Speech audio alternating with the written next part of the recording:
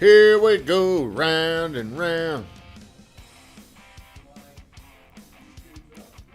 YouTube. Thank you for getting on here early.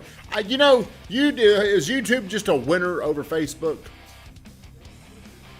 I mean, they just take pride in winning, I believe. Do we get more, we get viewers on? Not many. Nobody cares about us on YouTube.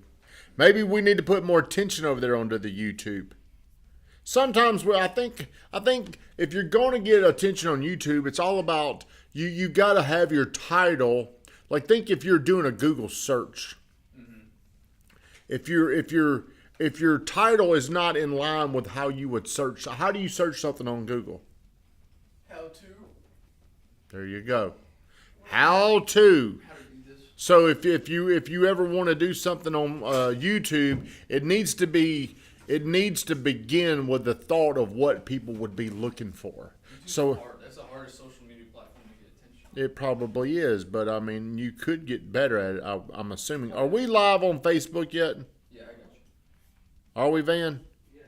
I don't see my notification. Do you know what YouTube Shorts are? Yeah. It's like that. I've been doing those. I've gotten some good responses from it. Have you? Mm-hmm. I think a lot of times things get. I think for some reason it automatically defaults. Let me see if there I am. Good morning, everybody. Thank you for getting on here. We're live today, man. Where is everybody? What's the dude that just left? Jacob. He said he would be on here. I don't know if he's on here. Do you trust him? Please do me a favor. Like, comment, and share. Be Committed is the sponsor of today's show. 60 seconds of gratitude. I'm going to piggyback off what Jish Harrell said. Josh was talking about this morning. We're going to go over, and should we promote what we're going to go do today, or should we not? What do you think, Van? No. I don't think we should. I feel bad about saying what I'm going to say then. Should I not even say it? No, I mean, tell people what you're doing. I wouldn't promote it, though. Well, it's telling people right now a form of promotion. Well, yeah. Well, I'm saying, don't go over there. We're going to go do a team event today. We're going to go and do a team event together today where we're going to go help other people. And it's really cool whenever you begin the process, whenever you begin the action or the service, and you really think you're going to go do this for others, but what you find out quickly is, man, this was really for me. And you walk away and you feel different about you, and you feel different. Is it different or differently about the people that are there? Differently. You feel differently about the people who are there. So, or you might feel different about the people that didn't show up, like you, Van. Josh, Van's not going to be there today. How are you going to feel about it? See, that's how people do think. Well, I'm over here doing this. Why ain't they here? That's how people start thinking. So that's what I'm thankful for today is we're going to go over there. I don't know, how many of us do you think will be there today? 10. Throughout the day. 10. Hey, cousin Noah, thank you for getting on here. No, I hope you come in here because right after this, I've got some gold I wanted you and Cameron to see. It was something that happened to me on a walk this morning. Moving on to today's show. I made a post. I followed this one dude. I don't know why I follow him. But he's a real estate agent, and he kind of gets on my nerves. But for some reason, I can't help but follow his little boring ass stuff. You know what I'm saying? Mm-hmm. It's thank you, Jacob, for finally getting on here. I was starting to get worried about you. And he made this post the other day, his video, and he was talking. He's a realtor, not in this town, not in this state, somewhere else. Not going to say his name. But he was talking about, he says he did a lot of cold calling, and he says he's not a believer in scripts. And he was going on to say why he thinks it's dumb to practice scripts. And I commented because his question was, do you role play? And he wasn't asking me, but he was just asking his audience, and I said every day. And he said back, why? And I said, well, if you would bring one of my guys on there, you'd see why. So I don't even know if I think the old days, people call it scripting. I don't think I don't think I teach our guys here how to script, because they probably very rarely answer the same. Well, maybe they do, but it's not a script. It's just they know how to communicate.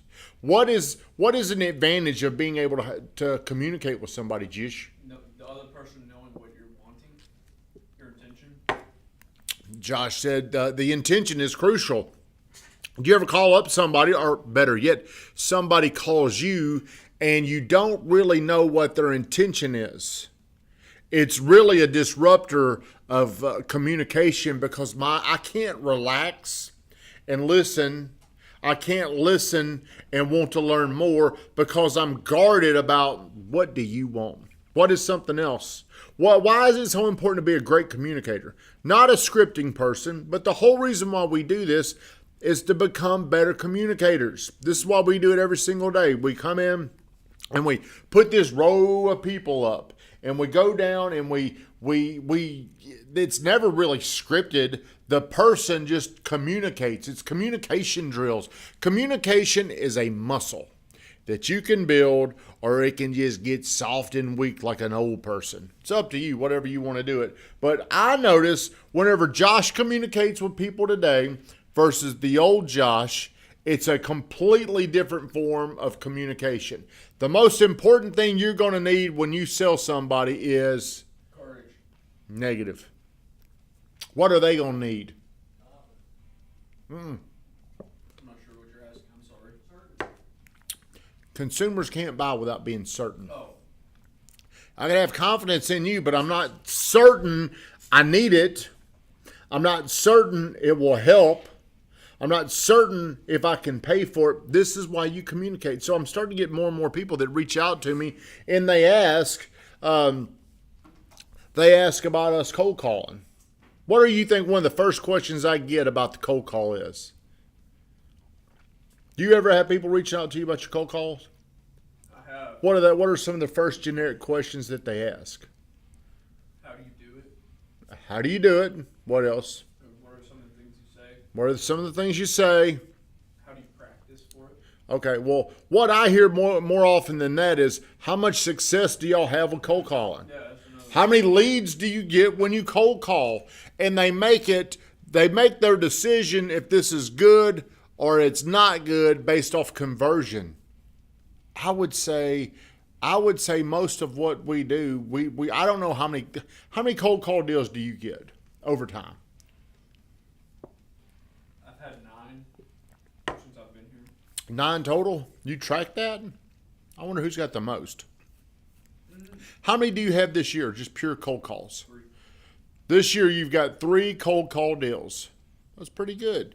Now, it was never where they reached out to you. It was about just a pure cold call. That's pretty good. Yeah. It's a lot of... Like a cold call follow-up. Yeah. Okay, so what makes Josh... Because I put this question out, and some people answered. Some people don't give a shit, you know. Who's our best cold caller? And I think the people that follow us, if you're watching this, most people think it's Josh, don't they? And maybe it's just because you put it out there. I mean, Noah's willing to come in and do it on Instagram Live and call right in front of people. That takes a lot of courage to do that. And I think Noah's good.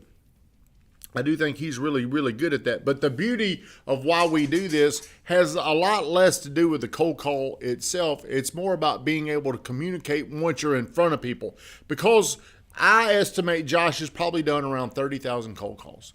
Would that be fair? Yes. What is Josh like today after 30,000 calls, or Josh prior to the calls? I was telling Jacob this. I was extremely unclear. My message was so unclear. So let's go back to Josh. The reason why we do all this stuff, this is why it's so powerful. And if you get a chance to go back and watch this, maybe this will help you make sense of the improvement that you need with your shitty communication skills. So Josh, before the 30,000 phone calls, when he would call, give me some characteristics of that 18-year-old Josh. Uncertain. No, hold on. Slow down. You got to be a better, more effective communicator. We got something to, anytime there's something to talk about, expand on it. Yeah, I was uncertain. I was uncertain. I was very low tone, monotone. Yep. Didn't have a lot of enthusiasm. Didn't have a lot of just kind of Now move it. Now move it from what you were to what did the other person on the other line become? They became uncertain. Yeah. They hung up on me more. This ain't gonna help. Why is he calling me? Right. This is a waste of my time. Whenever I did get on the phone, they controlled the conversation. And it lasted forever.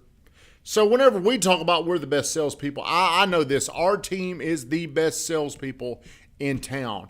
A lot of people take that and use it against us. Yeah. They're salespeople over there. But what is, in your opinion, what is a good salesperson, Josh? Somebody that's a really good communicator that knows how to solve a problem. Ah, that's pretty good, Josh. Josh says a good salesperson in his mind is somebody. Here's what I think. I'm gonna butcher it up a little bit. A great salesperson is somebody that can help you identify what the problem is. Because if you want something, you don't need a salesperson. Do you understand what I'm saying? If you want something, you just need an order taker. Write this down. Do this. Sell me. You know what I'm saying? How many times have you just walked in to a store and you already know what you wanted? Yeah. Did that take a salesperson? No. A salesperson is needed when I want something, but I'm unsure of what I wanted. How do I do it? How can I make sense of it? A great salesperson can help discover why you're confused. What's holding you up? Here's how you could make sense of doing this. A salesperson is not there to talk you into doing something you don't want to do. That's never what we try to do, but most people, I think, when they think about sales, they think pushy. Most people never complain. Being pushy is one of the last things people complain about with a salesperson. Did you know that? Yep. The biggest complaint people have about a salesperson is they weren't there when I needed them. Right. You know, here's the way people could work. You could call me 10 times and I didn't want anything or I didn't need you in that moment. But whenever I called you and I needed something that one time, you weren't there. Whenever there's a need, whenever there's a want and they want to do something and you're not there, that is the biggest complaint people have. Do you ever walk in, Van, I know you like to go look at stuff at Lowe's and Home Depot and just stroll around the aisles in there. Do you ever walk in there and you're like, man, I wish I could find a damn person that works here?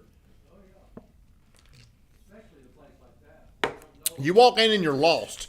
You're in decision-making mode and you can't get help. I'm looking for this.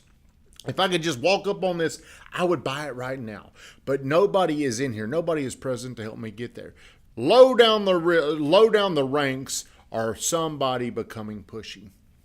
And the only reason why they're pushy is because part of you knows you should do it and you're resisting it. So the reason why we come in here every single day is we should never push people into doing something they don't want to do. As a matter of fact, our job is to help you make sense. Should you do this or should you not do this? People have this, what is the word I'm looking for? Connotation, or what is it when you got a bad view about something, Van? What does connotation mean? Connotation is more like it refers to something, but it's not exactly what you're. Well, they've got a bad image of salespeople. And I feel like we're just trying to become great communicators. That's why we come in and do this every single day. Every single day, we're trying to build a muscle of learning how to communicate at a much higher level. Now we got to get off here and go do our thing. Have a great day. Shut us down, Veen Grafton.